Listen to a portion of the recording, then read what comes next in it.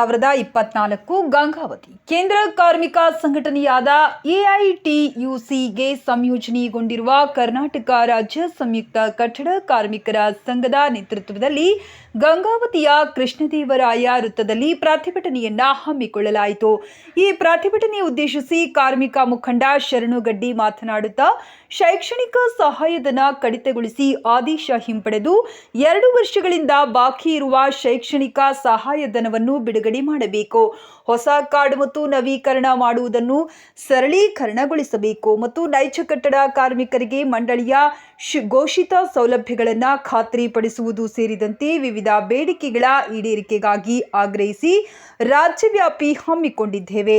ನಿತ್ಯ ನಿರಂತರವಾದ ಹೋರಾಟದ ಫಲವಾಗಿ ಕಟ್ಟಡ ಮತ್ತು ಇತರೆ ಕಾರ್ಮಿಕರ ಕಲ್ಯಾಣ ಮಂಡಳಿ ಸ್ಥಾಪನೆಯಾಗಿದೆ. ಆದರೆ ಪ್ರಾರಂಭದಲ್ಲಿ ಕಟ್ಟಡ ಕಾರ್ಮಿಕರಿಗೆ ಇದರಿಂದ ಹಲವಾರು ಅನುಕೂಲಗಳಾಗಿದ್ದರೂ ಇತ್ತೀಚೆಗೆ ತಂದಿರುವ ಹಲವಾರು ಹೊಸ ಬದಲಾವಣೆಗಳಿಂದಾಗಿ ನೈಜ ಕಾರ್ಮಿಕರು ಕಟ್ಟಡ ಕಾರ್ಮಿಕ ಮಂಡಳಿಯ ಸದಸ್ಯತ್ವವನ್ನ ಮುಂದುವರಿಸಿಕೊಂಡು ಹೋಗಲು ಹಾಗೂ ಹೊಸ ಸದಸ್ಯತ್ವವನ್ನ ಪಡೆದುಕೊಳ್ಳಲು ಸದಸ್ಯ ವ್ಯವಸ್ಥೆಯಲ್ಲಿ ಅರ್ಜಿ ಹಾಕಲು ಹಲವಾರು ಸಮಸ್ಯೆಗಳನ್ನ ಎದುರಿಸುತ್ತಿದ್ದಾರೆ.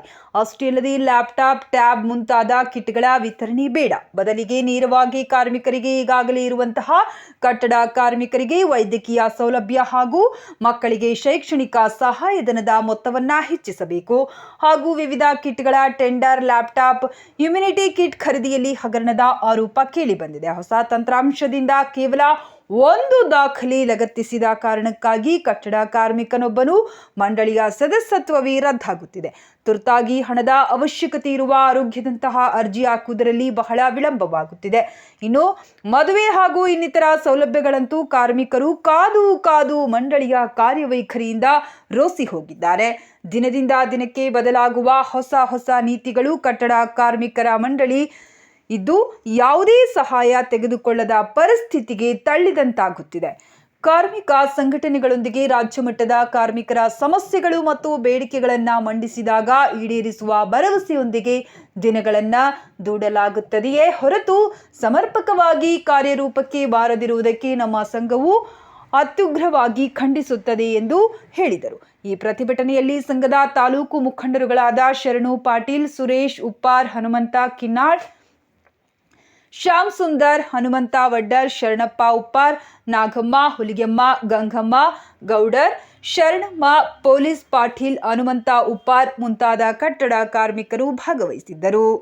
ಏನು ಘೋಷಣೆ ಮಾಡಿರ್ತಕ್ಕಂಥ ಸೌಲಭ್ಯಗಳನ್ನ ಕೊಡಬೇಕು, ಜೊತೆಗೆ 2 ವರ್ಷಗಳಿಂದ ಕಟ್ಟಡ ಕಾರ್ಮಿಕರ ಮಕ್ಕಳಿಗೆ ಸಿಗ್ತಕ್ಕಂಥ ಶೈಕ್ಷಣಿಕ ಸೌಲಭ್ಯ ಸಹಾಯಧನನ ಬಿಡುಗಡೆ ಮಾಡಬೇಕು, ಅದನ್ನ ಕಡಿತ ಮಾಡಿರ್ತಕ್ಕಂಥದ್ದನ್ನ ಹಿಂತಕೋಬೇಕಂತೇಳಿ, ಮತ್ತೆ ಅದ್ರ ಜೊತೆಗೇನೆ ಇವತ್ತೇನು ಬೋಗಸ್ ಕಾರ್ಡ್ಗಳನ್ನ ರದ್ದು ಮಾಡಬೇಕು, ಜೊತೆಗೆ ಇವತ್ತು ಆನ್ಲೈನ್ ಸಿಸ್ಟಮ್ ಅದು ರಿನ್ಯೂವಲ್ ಆಗಿರ್ಬೋದು, ಹೊಸ ಕಾರ್ಡ್ಗಳನ್ನ ಹಾಕ್ತಕ್ಕಂಥದ್ನ ಸರಳೀಕರಣಗೊಳಿಸಬೇಕಂತ ಹೇಳಿ ಇವತ್ತು ನಾವು ಬೇಡಿಕೆ ಇಟ್ಕೊಂಡು ರಾಜ್ಯ ಹೋರಾಟ ಹಮ್ಮಿಕೊಂಡಿದ್ದೀವಿ. ಈ ಒಂದು ಹೋರಾಟಕ್ಕೆ ನಮ್ಮ ಕಾರ್ಮಿಕ ಅಧಿಕಾರಿಗಳು ಬಂದಿದ್ದಾರೆ. ಅವ್ರಿಗೆ ನಾನು ನಮ್ಮ ಸಂಘಟನೆ ಪರವಾಗಿ ಸ್ವಾಗತನ ಕೋರ್ತಾ ಇದ್ದೀನಿ. ಸಾವಿರಾರು ಕಾರ್ಡ್ಗಳನ್ನ ಇವತ್ತು ರಿಜೆಕ್ಟ್ ಮಾಡಿದ್ದಾರೆ. ಮುಖ್ಯವಾಗಿ ನಮ್ಮ ಸುರೇಶರು ಇವರು ಕೂಡ ಮೆಡಿಕಲ್ ಇದು ಹಾಕಿದ್ರು, ಜೊತೆಗೆ ಅವ್ರು ಡೆಲಿವರಿದು ಹಾಕಿದ್ರು, ಮತ್ತೆ ಕಾರ್ಡ್ ರಿನ್ಯೂವಲ್ ಹಾಕಿದ್ವಿ ನಾವು. ಎಲ್ಲದನ್ನೂ ಕೂಡ ಸಣ್ಣ ಕಾರಣ, ದೊಡ್ಡದಲ್ಲ, ಸಣ್ಣ ಕಾರ್ಡ್ಗಳನ್ನ ರಿಜೆಕ್ಟ್ ಮಾಡಿದ್ದಾರೆ. ಏನ್ ಕಾರಣ ಅಂತಂದ್ರೆ, ಒಂದು ಅದರಲ್ಲಿ ಮಕ್ಕಳು ಇವತ್ತು ಏಕಾಏಕಿ ರದ್ದು ಮಾಡ್ತಾ ಇರೋದು, ಇದನ್ನ ನಾವು ಖಂಡಿಸ್ತಾ ಇದ್ದೀವಿ ಸರ್. ಯಾವ ಕಾರಣಕ್ಕೋಸ್ಕರ ಇದನ್ನ ರದ್ದು ಮಾಡ್ತಾ ಇದ್ದೀರಿ? ಇವಾಗ ದುಡಿತಕ್ಕಂಥವ್ರು ಆನ್ಲೈನ್ ಹಾಕ್ಬೇಕಂತಂದ್ರು ಕೂಡ ಇವತ್ತು 1 ದಿನ ಕೆಲಸ ಬಿಟ್ಟು ಬರ್ಬೇಕು. ಅವ್ರದ್ದು ಹಂಗಿಲ್ಲ ಜೀವನ. ಇವತ್ತು ಪಾರಿಗಳಲ್ಲಿ ಕೆಲಸ ಮಾಡಂತವ್ರು ಇರಲ್ಲ, ಅಲ್ಲಿ ಪಾರಿಗಳು ಕೆಲಸ ಮಾಡಲಿಲ್ಲ ಅಂದ್ರೆ ಅವ್ರ ಕೆಲಸದಿಂದ ಬಿಡಿಸ್ತಾರ. ಇವಾಗ ಒಂದು ಅರ್ಜಿ ಹಾಕ್ಬೇಕು, ಒಂದು ಪ್ರಾಬ್ಲಮ್ ಆಗೈತೆ ಅಂತಂದ್ರು ಕೂಡ ಕಂಪ್ಯೂಟರ್ ಕೂಡ ಇರ್ಬೋದು. ಇನ್ನೊಂದ್ ಕಡೆ ಏನಾಗಿತ್ತು ಅಂತಂದ್ರೆ, ಇವತ್ತು ಮೊಬೈಲ್ ರೀಚಾರ್ಜ್ ದರ OTP ದಿನನಿತ್ಯ ಹೇಳ್ಬೇಕು, ರೀಚಾರ್ಜ್ ದರ 300 ರೂಪಾಯಿ ಮಾಡಿಟ್ಟಾರ. ಇದು ಇವತ್ತು ಕಾರ್ಮಿಕರ ಪರಿಸ್ಥಿತಿ ಹಿಂಗಿದಾಗ ಕಾರ್ಮಿಕ ಇಲಾಖೆಯಲ್ಲಿ ಇದನ್ನ ನಾವು ಏನೋ ಸರಳೀಕರಣಗೊಳಿಸಿ ಆ ರಿನ್ಯೂವಲ್ ಆಗ್ಲಿ ಏನೋ ಅರ್ಜಿಗಳು ಹಾಕಿದಾರ, ನಿಜವಾಗ್ಲೂ ಐತೆ ಅಂದ್ರೆ ನೀವು ಇದು ಮಾಡಿ. ಇಲ್ಲ ಅಂತಂದ್ರೆ ಅಕಸ್ಮಾತ್ ನಮ್ಗೆ ಹೇಳ್ರಿ ಇದು ಪ್ರಾಬ್ಲಮ್ ಆಗೈತಿ, ಬಂದು ಅದಕ್ಕೆ ದಾಖಲಾತಿ ಕೊಡ್ರಿ ಅಂತೇಳಿ ನಮ್ಗೆ ಕಾಂಟ್ಯಾಕ್ಟ್ ಮಾಡ್ರಿ. ನಮ್ಮ ಸಂಘದಿಂದ ನಾವು ಬಂದು ನಾವು ದಾಖಲಾತಿಗಳು ಕೊಡ್ತೀವಿ. ಇಲ್ಲಾಂತಂದ್ರೆ ನೀವು ಏಕಾಏಕಿ ರಿಜೆಕ್ಟ್ ಮಾಡಬೇಕು ಅಂತಂದ್ರೆ ಅಕಸ್ಮಾತ್ ಅದು ಡೇಟ್ ಬಾಡ ಆಗುತ್ತೆ. ರಿನ್ಯೂವಲ್ ಮಾಡೋ ಸಂದರ್ಭದಲ್ಲಿ 1 ವರ್ಷ ಮಾಡಿದಿರಿ, ಈಗ ಅದು 1 ವರ್ಷ ಆದ ತಕ್ಷಣ ರಿನ್ಯೂವಲ್ ಆಗಲ್ಲ. ಇವೆಲ್ಲ ಪ್ರಾಬ್ಲಮ್ಗಳು ನಮ್ಮ ಕಾರ್ಮಿಕರು ಕಾಡ್ತಾ ಇದೆ ಸರ್. ಹಾಗಾಗಿ ದಯವಿಟ್ಟು ಇದಕ್ಕ ನೀವು ಪರಿಹಾರ ಕೊಡಬೇಕು. ಮತ್ತೆ ನಮ್ಮ ಏನ್ ಸೌಲಭ್ಯಗಳನ್ನು ಘೋಷಣೆ ಮಾಡಿದ್ದೇವೆ ಒಂದು ದಯವಿಟ್ಟು ನೀವು ಕೂಡ ಹೇಳ್ಬೇಕಂತ ಈ ಸಂದರ್ಭದಲ್ಲಿ ನಾನು ನಿಮ್ಮಲ್ಲಿ ಮನವಿ ಮಾಡ್ಕೊಳ್ತಾ ಇದ್ದೀನಿ. ಸಂಯುಕ್ತ ಕರ್ನಾಟಕ ಕಾರ್ಮಿಕರ ಸಂಘ ಗಂಗಾವತಿ ಅಧ್ಯಕ್ಷರು ಹಾಗೂ ಉಪಾಧ್ಯಕ್ಷರು ಹಾಗೂ ಪದಾಧಿಕಾರಿಗಳು ಹಾಗೂ ಸರ್ವ ಸದಸ್ಯರುಗಳಿಗೆ ಈ ಒಂದು ಸ್ವಾಗತ. ನಾನು ಕಾರ್ಮಿಕ ನಿರೀಕ್ಷಕನಾಗಿ ಈಗ ಕಳೆದ ವಾರದಿಂದ ನಾನು ಇಲ್ಲಿ ವರ್ಗಾವಣೆಗೊಂಡು ಬಂದಿರ್ತೇನೆ. ನಿಮ್ಮ ಮನವಿಗಳು ಎಲ್ಲ ಬಂದ್ಬಿಟ್ಟು ಎಲ್ಲ ಕೇಂದ್ರ ಮಟ್ಟದಲ್ಲಿರೋದ್ರಿಂದ ನಮ್ಮ ರಾಜ್ಯ ಮಟ್ಟದ ಬೇಡಿಕೆಗಳಾಗಿರೋದ್ರಿಂದ ಇದನ್ನು ನಾವು ನಮ್ಮ ಮೇಲಾಧಿಕಾರಿಗಳಿಗೆ ಈ ಬೇಡಿಕೆಗಳನ್ನು ನಾನು ಕಳಿಸಿಕೊಡ್ತೇನೆ. ಇನ್ನು ನಮ್ಮ ಹಂತದಲ್ಲಿರುವಂಥವೇನಪ್ಪ ಅಂದರೆ ಇನ್ನು ಸ್ಕಾಲರ್ಶಿಪ್ಪು ಅವೆಲ್ಲ ನಾವು ಪರಿಶೀಲನೆ ಮಾಡಿ ಕಳಿಸೋದಿರುತ್ತೆ. ಮದುವೆ ಧನಸ ಇರ್ಬೋದು, ಹೆರಿಗೆ ಧನಸ ಇರ್ಬೋದು, ಪ್ರತಿಯೊಂದು ದಾಖಲೆಗಳನ್ನ ಸರಿಯಾದ ರೀತಿ ಹಾಕಿದ್ದಲ್ಲಿ ನಾವು ಮಂಜೂರು ಮಾಡ್ತೇವೆ. ಒಂದು ದಾಖಲೆಗಳು ಸರಿಯಾಗಿಲ್ಲ ಅಂದರೆ ನಾವು ಮಂಜೂರು ಮಾಡ್ಲಿಕ್ಕೆ ಬರೋಂಗಿಲ್ಲ. ಫಸ್ಟಿಗೆ ಹಾಕ್ಬೇಕಾದ್ರೆ ಅರ್ಜಿನ ತಾವುಗಳು ಅದನ್ನು ಸರಿಯಾದ ರೀತಿ ಅರ್ಜಿ ಸಲ್ಲಿಸಿದಲ್ಲಿ ಪರಿಶೀಲನೆ ಕೈಗೊಂಡು ನಾವು ವರದಿನ ನಾವು ಮೇಲದಕ್ಕೆ ಮಂಜೂರು ಮಾತಿಗೆ ಕಳಿಸ್ಕೊಡ್ತೇವೆ.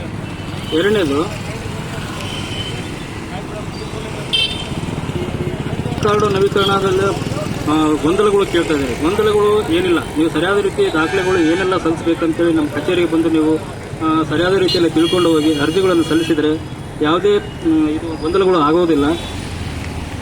ಇನ್ನು ಸ್ಕಾಲರ್ಶಿಪ್ಪು ಮತ್ತು ಶೈಕ್ಷಣಿಕ ಧನ ಏನಿದಾವಲ್ಲ ಎಲ್ಲ ರಾಜ್ಯ ಮಟ್ಟದ ಸಮಸ್ಯೆ ಆಗಿರೋದ್ರಿಂದ ನಿಮ್ಮ ಮನವಿ ನಾನು ಕಳಿಸ್ಕೊಡ್ತೀನಿ. ನಮ್ಮಂತಲ್ಲಿರೋರು ನಾನು ಮಾಡಿಕೊಡ್ತೀನಿ. ಆಮೇಲೆ ನಿಜವಾದ ಕಟ್ಟಡ ಕಾರ್ಮಿಕರನ್ನು ಅಷ್ಟೇ ನೀವು ನೋಂದಾಯಿಸಬೇಕು. ಮತ್ತು ಇಲ್ಲಿ ಈಗ ಜಾಸ್ತಿ ಬೋಗಸ್ ಕಾರ್ಡು ಜಾಸ್ತಿ ನೋಂದಣಿ ಆಗಿದೆ. ನಿಮ್ಮೆಲ್ಲರ ಸಹಕಾರ ಬೇಕಾಗುತ್ತೆ. ನಿಮ್ಮ ಸಹಕಾರ ಇದ್ದಲ್ಲಿ ನಾನು ಬೋಗಸ್ ಕಾರ್ಡ್ಗಳನ್ನ ರದ್ದು ಮಾಡ್ತೇನೆ. ಕಟ್ಟಡ ಇತರೆ ನಿರ್ಮಾಣ ಕಲ್ಯಾಣ ಮಂಡಳಿ ಗಂಗಾವತಿ. ವಿಷಯ: ಕಟ್ಟಡ ಕಾರ್ಮಿಕ ರಾಜ್ಯ ವ್ಯಾಪ್ತಿ ಪ್ರತಿಭಟನೆಯ ಬೇಡಿಕೆಗಳನ್ನು ಈಡೇರಿಸುವ ಕುರಿತು ಕರ್ನಾಟಕ ರಾಜ್ಯ ಸಂಯುಕ್ತ ಕಟ್ಟಡ ಕಾರ್ಮಿಕರ ಸಂಘಟನೆ AUITUC ಕೇಂದ್ರ ಕಾರ್ಮಿಕ ಸಂಘಟನೆಯ ಸಂಯೋಜಿತವಾಗಿದ್ದು, ನಮ್ಮ ಸಂಘ ಹಾಗೂ ಇನ್ನಿತರ ಸಂಘಗಳ ನಿರಂತರವಾದ ಹೋರಾಟದ ಫಲವಾಗಿ ಕಟ್ಟಡ ಮತ್ತು ಇತರ ಕಾರ್ಮಿಕರ ಕಲ್ಯಾಣ ಮಂಡಳಿ ಸ್ಥಾಪನೆ ಆಗಿರುವುದು ತಮಗೆ ತಿಳಿದಿರುವ ವಿಷಯ. ಆದರೆ ಪ್ರಾರಂಭದಲ್ಲಿ ಕಟ್ಟಡ ಕಾರ್ಮಿಕರಿಗೆ ಇದರಿಂದ ಹಲವಾರು ಅನುಕೂಲಗಳಾಗಿದ್ದರೂ ಇತ್ತೀಚೆಗೆ ತಂದಿರುವ ಹಲವಾರು ಹೊಸ ಬದಲಾವಣೆಗಳಿಂದ ನೈಜ ಕಾರ್ಮಿಕರು ಕಟ್ಟಡ ಕಾರ್ಮಿಕರ ಮಂಡಳಿಯ ಸದಸ್ಯರನ್ನು ಮುಂದುವರಿಸಿಕೊಂಡು ಹೋಗಲು ಹಾಗೂ ಹೊಸ ಸದಸ್ಯತ್ವಕ್ಕೆ ಅರ್ಜಿ ಹಾಕಲು ಹಲವಾರು ಸಮಸ್ಯೆಗಳನ್ನು ಎದುರಿಸುತ್ತಿದ್ದಾರೆ. ಈ ಹಿಂದೆ ವಿತರಿಸಿದ್ದ ಟ್ಯಾಬ್, ವಿದ್ಯಾರ್ಥಿಗಳ ಕಿಟ್ಗಳು, ಕಾರ್ಮಿಕರ ನೀಡಿದ್ದ ವಿವಿಧ ಕಿಟ್ಗಳು, ಕಳಪೆ ಗುಣಮಟ್ಟದ ಕುರಿತು ಆಗಿದ್ದ ಹಗರಣಗಳ ನಂತರ ಕಾರ್ಮಿಕ ಸಂಘಟನೆಗಳು ಯಾವುದೇ ಪ್ರಕಾರದ ಕಿಟ್ಗಳ ವಿತರಣೆಯನ್ನು ವಿರೋಧಿಸಿದ್ದರು. ಕಾರ್ಮಿಕರಿಗೆ ಈಗಾಗಲೇ ಇರುವಂತಹ ವೈದ್ಯಕೀಯ ಸೌಲಭ್ಯ, ಸ್ಕಾಲರ್ಶಿಪ್, ಮದುವೆ ಸಹಾಯಧನ ನಂತರದ ನೇರವಾಗಿ ಫಲಾನುಭವಿಗಳ ಖಾತೆಗಳಿಗೆ ಜಮೆಯಾಗುವ ಯೋಜನೆಗಳನ್ನೇ ಸರಿಯಾಗಿ ಅನುಷ್ಠಾನವಾಗುವಂತೆ ಮಾಡಲು ಹಲವಾರು ಬಾರಿ ಹೋರಾಟದ ಮೂಲಕ ತಮಗೆ ಮನನ ಮಾಡಿಕೊಟ್ಟಿದ್ದು ಇರುತ್ತದೆ. ಇಷ್ಟಲ್ಲದೆ ವಿರೋಧವಿದ್ದರೂ ಇತ್ತೀಚೆಗೆ ಲ್ಯಾಪ್ಟಾಪ್ ನೀಡಿರುವುದು, ಇಮ್ಯುನಿಟಿ ಕಿಟ್ ವಿತರಿಸಿದರೂ ಕಾರ್ಮಿಕರ ಸಂಘಟನೆಗಳ ವಿರೋಧವಿದ್ದರೂ ಮಂಡಳಿಯು ಆಸಕ್ತಿ ವಹಿಸುವುದು ಸಂದೇಹಾಸ್ಪದವಾಗಿದೆ. ಈ ಹಿಂದೆ ಇದ್ದ ಸ್ಕಾಲರ್ಶಿಪ್ ನೀಡುತ್ತಿದ್ದ ಮೊತ್ತವನ್ನು ಮುಂದುವರಿಸಲು ರಾಜ್ಯಾದ್ಯಂತ ಒತ್ತಡವಿದ್ದರೆ ಅದನ್ನು ಶೇಕಡಾವಾರು 80ರಷ್ಟು ಕಡಿತಗೊಳಿಸಿರುವ ಮೊತ್ತವನ್ನು 2 ವರ್ಷಗಳಿಂದಲೂ ಇನ್ನೂ ಬಿಡುಗಡೆ ಮಾಡದಿರುವುದರಿಂದಾಗಿ ಕಟ್ಟಡ ಕಾರ್ಮಿಕರ ಮಕ್ಕಳ ತಮ್ಮ ವ್ಯಾಸಂಗವನ್ನೇ ಮೊಟಕುಗೊಳಿಸಲು ಕಾರಣವಾಗಿದೆ. ಈಗಾಗಲೇ ಮಾಡಿರುವ ಹೊಸ ತಂತ್ರಾಂಶವು ಸಹ ಹಲವಾರು ಸಮಸ್ಯೆಗಳನ್ನು ಎದುರಿಸುತ್ತಿದ್ದು, ಕೆಲವು ಒಂದು ದಾಖಲೆ ಸರಿಯಾಗಿ ಹಾಕದ ಕಾರಣಕ್ಕಾಗಿ ಕಟ್ಟಡ ಕಾರ್ಮಿಕರೊಬ್ಬರನ್ನು ಹೊಸ ತಂತ್ರಾಂಶ ಬಂದು 2 ವರ್ಷಗಳಾದರೂ ಸಹ ಇಲ್ಲಿವರೆಗೆ ಸರಿಯಾಗಿ ಕಾರ್ಯನಿರ್ವಹಿಸುತ್ತಿಲ್ಲ. ಪದೇ ಪದೇ ತಾಂತ್ರಿಕ ಸಮಸ್ಯೆಗಳು ಸರ್ವೇ ಸಾಮಾನ್ಯವಾಗಿದೆ. ತುರ್ತಾಗಿ ಹಣ ಬರಬೇಕಾದ ಆರೋಗ್ಯವಂತ ಸಮಸ್ಯೆಗಳು ಸಹ ಹಣ ಹಾಕುವುದರಲ್ಲಿ ಬಹಳ ವಿಳಂಬವಾಗುತ್ತಿದೆ. ಇನ್ನು ಮದುವೆ ಹಾಗೂ ಇನ್ನಿತರ ಸೌಲಭ್ಯಗಳಂತ ಕಾರ್ಮಿಕರ ಕಾದು ಮಂಡಳಿಯ ಕಾರ್ಯವೈಖರಿಗಳನ್ನು ನೋಡಿ ರೋಷಿಗೆ ಹೋಗಿದ್ದಾರೆ. ದಿನದಿಂದ ದಿನಕ್ಕೆ ಬದಲಾಗುವ ಹೊಸ ನೀತಿಗಳು ಕಟ್ಟಡ ಕಾರ್ಮಿಕರ ಮಂಡಳಿ ಇದ್ದು ಯಾವುದೇ ಸಹ ತೆಗೆದುಕೊಳ್ಳಲಾಗದ ಪರಿಸ್ಥಿತಿ ತಳ್ಳಿದೆ. ಮಂಡಳಿಯ ಈ ತಂತ್ರಾಂಶದ ಗೊಂದಲಗಳಿಂದಾಗಿಯೇ ಮಂಡಳಿ ಸದಸ್ಯತ್ವವನ್ನು ಮುಂದುವರಿಸಲು ಸಾಧ್ಯವಾಗದೆ ಸಹಸ್ರಾರು ಕಾರ್ಮಿಕರು ವಂಚಿತರಾಗಿದ್ದಾರೆ. ಹಲವಾರು ಬಾರಿ ಈ ಕುರಿತು ರಾಜ್ಯ ಮಟ್ಟದ ಸಭೆಗಳಾದರೂ ಅದು ಯಾವುದೂ ಕಾರ್ಯರೂಪಕ್ಕೆ ಬರುತ್ತಿಲ್ಲ. ಹಾಗಾಗಿ ಕರ್ನಾಟಕ ರಾಜ್ಯ ಸಂಯುಕ್ತ ಕಟ್ಟಡ ಕಾರ್ಮಿಕರ ಸಂಘದ ರಾಜ್ಯ ಸಮಿತಿ ನಿರ್ಧಾರದ ಅಂಗವಾಗಿ ಜುಲೈ 22ರಂದು ರಾಜ್ಯ ವ್ಯಾಪ್ತಿ ಕಟ್ಟಡ ಕಾರ್ಮಿಕರ ಹೋರಾಟದ ಮೂಲಕ ಈ ಕೆಳಗಿನ ಬೇಡಿಕೆಗಳನ್ನು ಪೂರೈಸಬೇಕೆಂದು ತಮ್ಮಲ್ಲಿ ಈ ಮೂಲಕ ಆಗ್ರಹಿಸುತ್ತೇವೆ. ಬೇಡಿಕೆಗಳು: 2 ವರ್ಷಗಳಿಂದ ಬಾಕಿ ಇರುವ ಸ್ಕಾಲರ್ಶಿಪ್ ಹಣವನ್ನು ಕೂಡಲೇ ಬಿಡುಗಡೆ ಮಾಡಿ, ಹೊಸ ಕಾರ್ಡ್ ಹಾಗೂ ನವೀಕರಣ ಪ್ರಕ್ರಿಯೆಗಳಲ್ಲಿ ಗೊಂದಲಗಳನ್ನು ಪರಿಹರಿಸಲು ಸರಳಗೊಳಿಸಿ, ಶೈಕ್ಷಣಿಕ ಸಹಾಯಧನ ಕಡಿತಗೊಳಿಸಿ ಆದೇಶ ಹಿಂಪಡೆಯಿರಿ. ವಂದನೆಗಳು.